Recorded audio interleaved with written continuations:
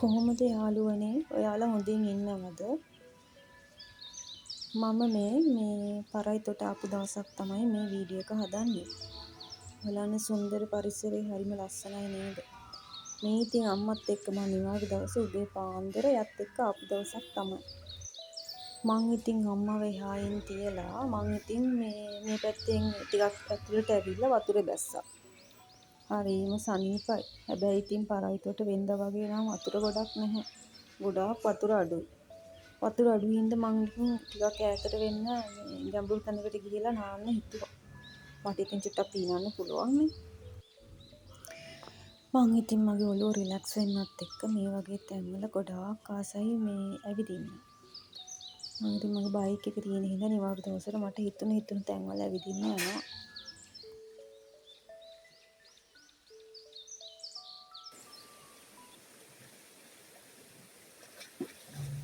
ඇත්තටම ඉතින් ඒ හරිය විතරේ වතුර ටිකක් වැඩියෙන් තියෙන්නේ. මං ඉතින් ඒ හරිය ටිකක් මට හිතන තරමට පීන හිටියා. හරිම නිස්කලංකයි, හරිම සනීපයි. උදේ පාන්දර ඉතින් වතුරට බහිනවා කියන්නේ පොඩි සීතලක් එක්ක හරිම රිලැක්ස් ඔළුවට.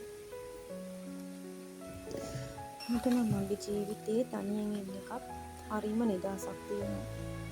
මට ඕන තැන මම යනවා, මට ඕන ජීවිතේ මම ගෙවනවා, මට ඕන දේවල් කරනවා. මන් දන්නේ ඉතින් ගොඩක් අය කියන තනිකම හරිම අවුල් කියලා. මට නම් එහෙම දෙයක් දැනෙන්නේ නැහැ. සමහර ඉතින් මගේ අම්මා ඉන්න හින්දා වෙන්නේ මාත් එක්ක. කයර තනියකට ජීවිතේ අමාරු වුණාට මට නම් එහෙම අමාරුවක් දැනෙන්නේ නැහැ. මම නම් හරිම ආසයි මගේ නිදහස් ජීවිතේට.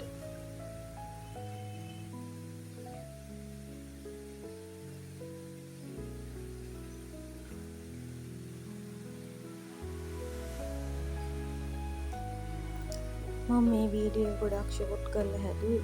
මොකද මම මෙතන ටිකක් පැයක් විතර පීන හිටියා. වෙන ඉතින් මට වෙන කරන්න දෙයක් නෑ. අපි කිව්වත් එහෙම අරන් ආවා මෙතෙන්ට. අරන් ඇවිල්ලා අම්මයි මම කෑවා. ඒ ගොඩක් වෙලාවට ඉතින් මම මේ ඉංගිරි තියෙන පරයිතොටට එනවා. මේ වතුර අඩුයි. මේක ටිකක් පරණ වීඩියෝ එකක්. දැන් මාස දෙකකට කලින් විතර ගිහපු එකක්.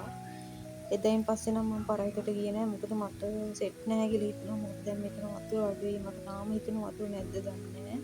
එහෙම කියලා. ආයිත් මං එදා ඉඳලා නම් ඉතින් ගියේ නැහැ තාම. මගේ යාළුවෙක් ඔයාලා කවුරු හරි ගියොත් එහෙම මෙතන තත්ත්වය කොහොමද කියලා මට අනිවාර්යෙන් ඉන්බොක්ස් එකේ මැසේජ් එකක් දාන්න. ඒකට මට ආයිත් යන්න ආසයි. ඒත් දන්නේ නැහැ මේ වගේ වතුර අඩුද කියලා. එහෙනම් මම යනවා යාළුවනේ. ආයි දවසක හම්බෙමු.